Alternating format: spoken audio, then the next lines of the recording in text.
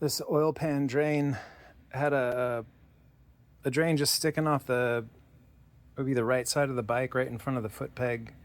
It didn't really have a plug. It had a hose, going probably outside the machine so you could drain it. So I cut that off and plugged the hole, and then added a T on the side so I can have my turbo drain go to this, and then still have a drain for the oil.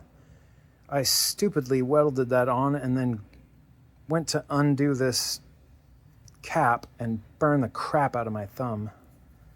But anyway, I did this way so that maybe I could add a petcock to drain. I'm not sure what I want to do, so having a MPT fitting there is kind of a pain to drain the oil, but also simple.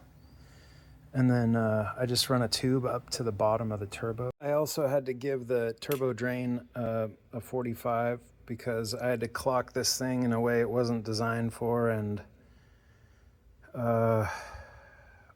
so the drain, that's going to aim the right direction anyway.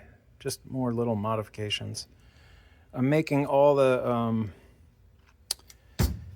adapters for this, so this is the next piece. So I can start building all the tubing. I'm getting ready to to build the transmission tubing, and of course my drain tube is aiming right at the transmission. I'll have to do that again. It seems to be a theme for this build. Do it twice, do it nice. This is the kind of stuff I love doing. Turbo inlet. But right now I'm tidying up this up pipe from the exhaust manifold to the hot side of the turbo.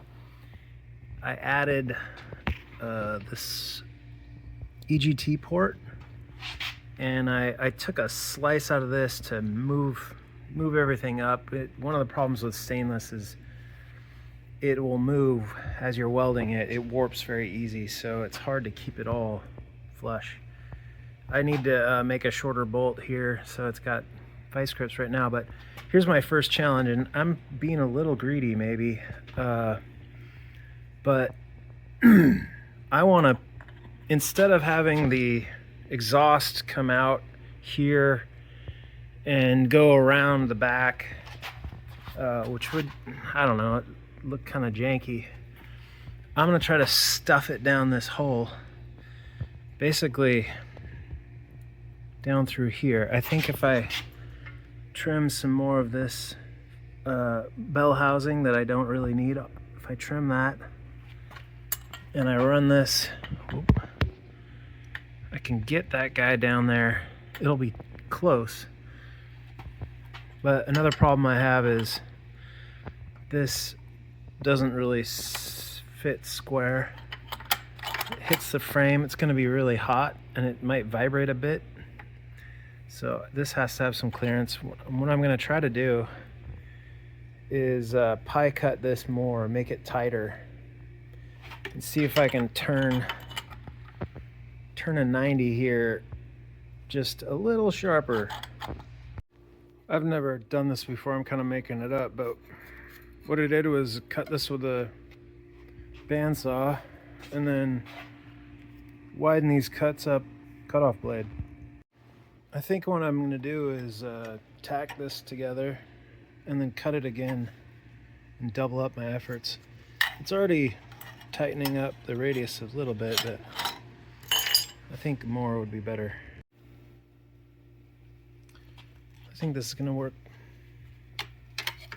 This is work better. Oy. So it's at least clear of the frame. I think I can cheat that down a little bit. And then this is, it's hard to see this, but this is aiming a little inboard, which might help me out to come back to this, oops, to this spot here. We'll just have to keep working it. I'm tacking all this together and I'm having so much fun I almost forget to take videos, but it's kind of working out. I took a slice off this bell housing to make a little more clearance. I mean, there's like, it's hard to see here, maybe a 1/4 inch in there. Maybe I wrap this part in muffler tape, but I don't know. I just like the way it's so tight and right in that hole. I don't think this chain is ever gonna touch it. Now I just need to decide whether I go open pipe or use one of the mufflers I have. I stopped to film that last clip and I was having so much fun, but I started thinking about things, and I made this bolt captive, this Allen captive, so I switched to a hex head so I could tighten it in there. And now I just realized I can't weld up all these cuts now. So I have to break these tacks again and do it 3 times. But you know, that's the way I roll.